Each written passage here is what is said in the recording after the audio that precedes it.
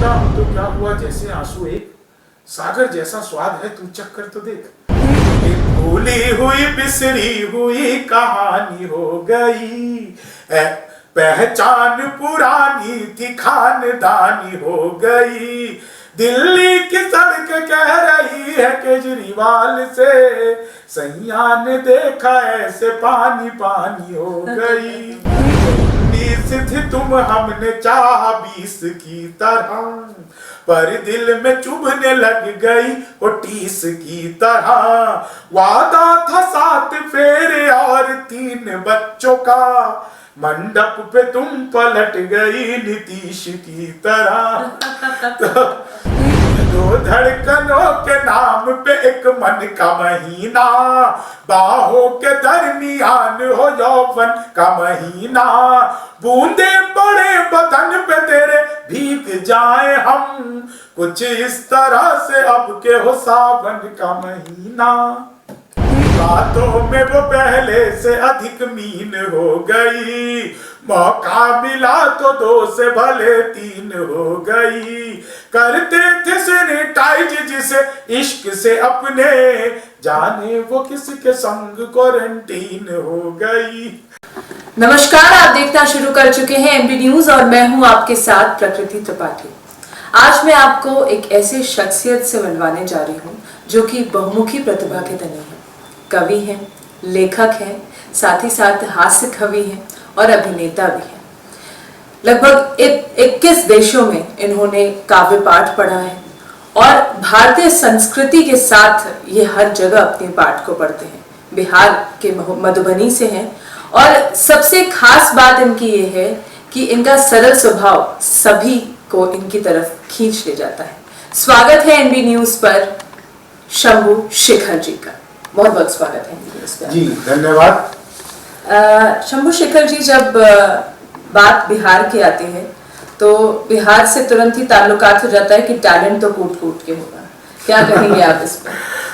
देखिए, ऐसा लोग कहते हैं और बिहार के बहुत सारे प्रतिभाएं निकल करके आई हैं सामने, और टैलेंट बिहार में भी है बल्कि पूरे भारत में है। जिसको भी मौका मिलता है वो अपना हुनर, बल्कि हम पूरे भारत के लोगों में खूब टैलेंट है।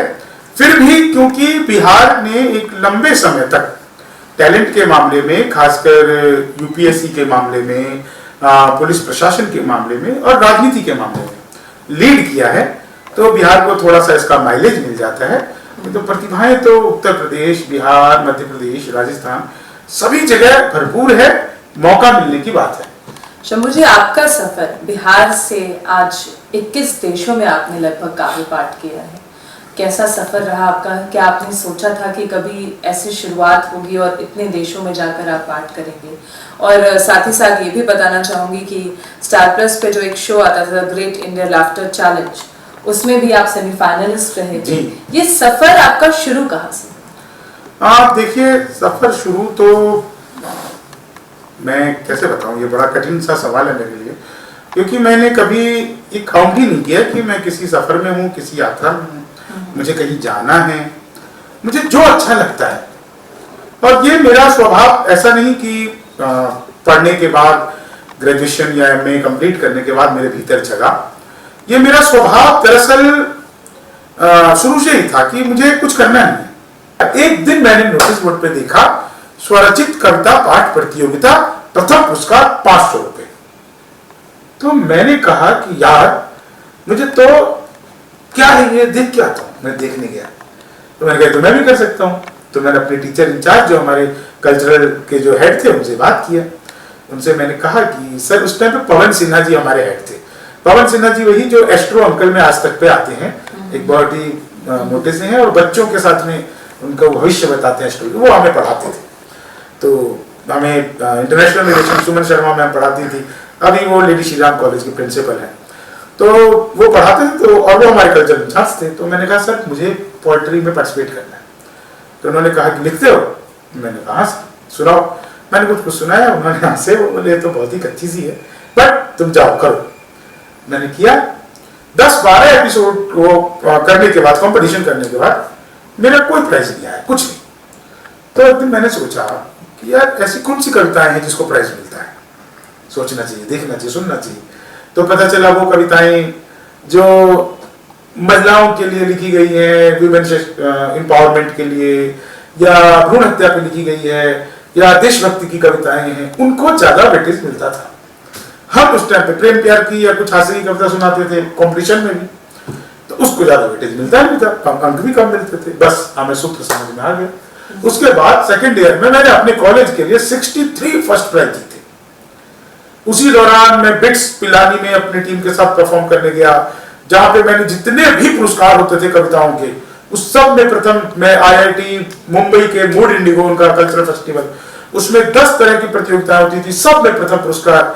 IIT दिल्ली का रेंडेवूज, उसमें जितने भी कविताओं से कविता लेखन, कविता पाठन, किसी और की कविता सुनानी होती थी, उसमें स्वरचित कविता पाठ प्रतियोगिता, कोई विषय पर प्रतियोगिता, ये सारी चीजें, और सब में प्रथम पुरस्कार में लेकर के IIT कानपुर अंतराग्नि इसमें गया, उसमें जीत करके आया। तो बस वहीं पे क्या होता था कि किसी किसी कंपटीशन में हमारे जो जज थे, वो कभी अरुण जैमिनी, कभी सुरेंद्र शर्मा, कभी डॉक्टर कुमार विश्वास, मैं इन लोगों से वहां मिला, जो लोग जजमेंट के लिए आते थे। और अलका सिन्हा, लक्ष्मी शंकर वाजपेयी, नरेश शांडिल्य, बहुत बड़े कवि हैं। उनका एक दोहा देखिए कितना अच्छा है। वो लिखते हैं कि छोटा हूं तो क्या हुआ, जैसे आंसू एक, सागर जैसा स्वाद है तू चख कर तो देख।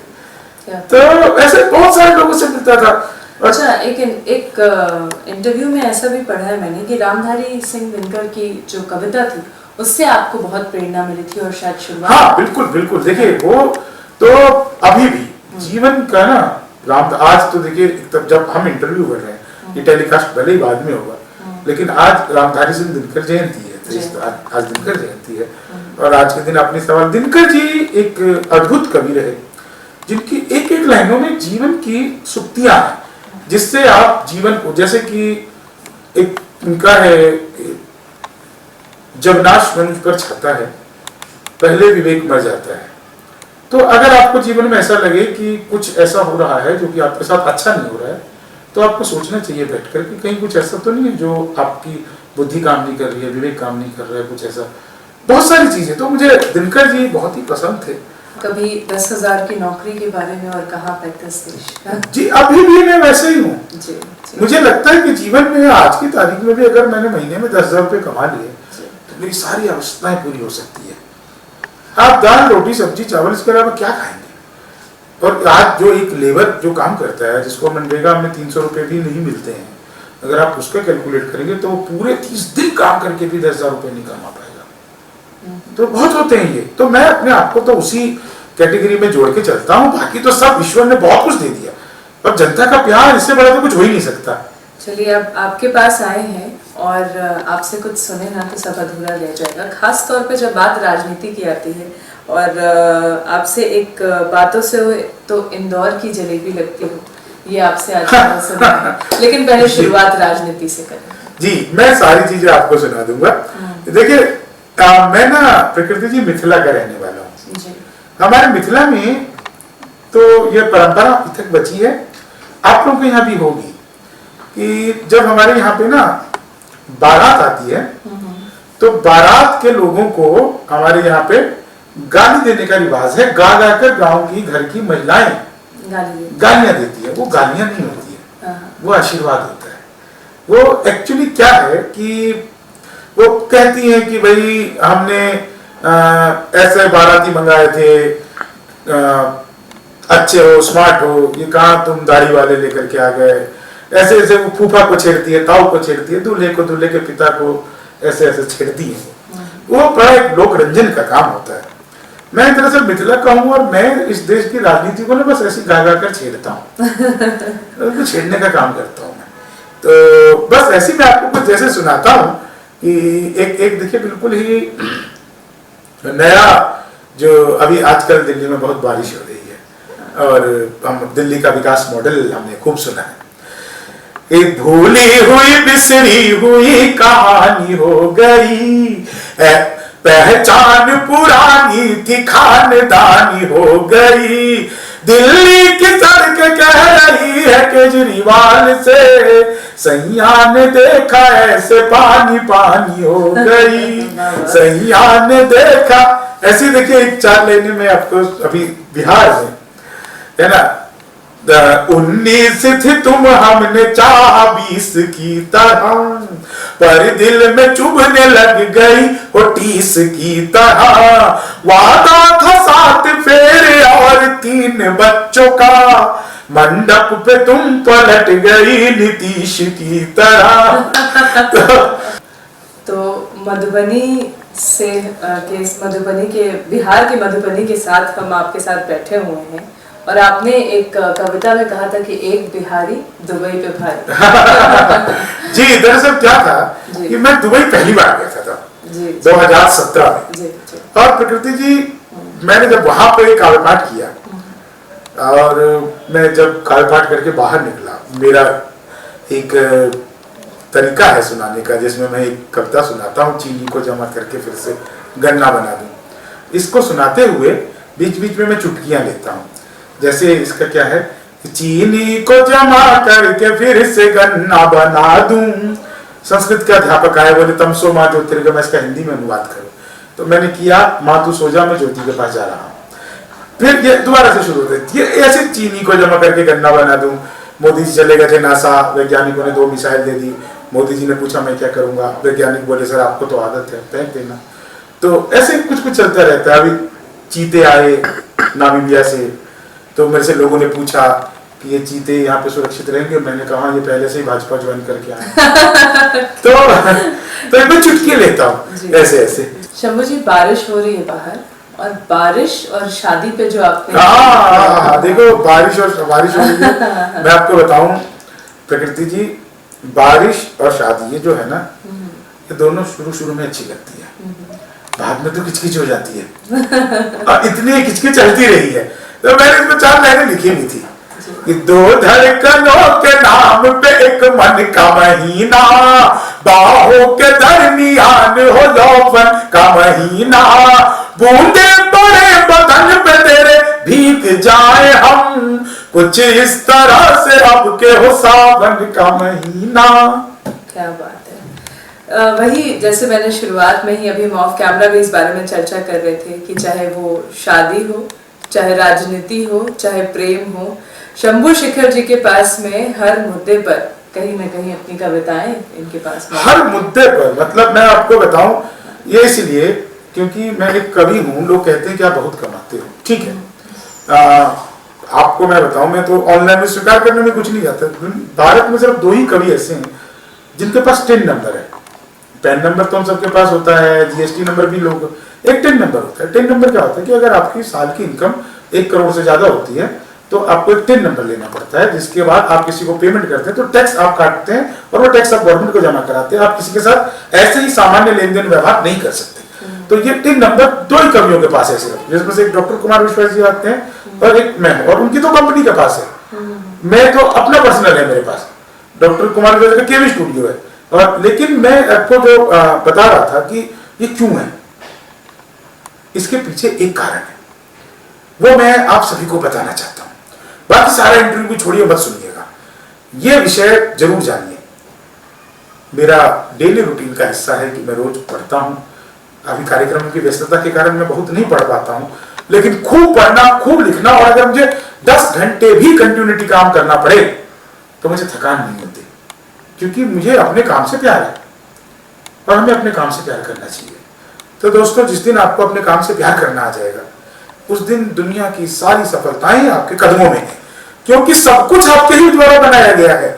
ये सोशल मीडिया को भगवान ने बनाया है, वो काम नहीं है, मनुष्य ने बनाया है। यू कैन ब्रेक इट, आप तोड़ सकते हैं इसके सारे पैरामीटर्स। शंभू जी, आप तो सबको हंसाते हैं, लेकिन शंभू जी खुद कैसे हंसते हैं, खुद को कैसे इस तरीके से मोटिवेट करते हैं, ये जरूर पता। मैं कुछ नहीं करता, मैं हंसते ही रहता हूँ। इसके लिए क्या करना है, वो हंसने की वजह हंसने की वजह है आनंद।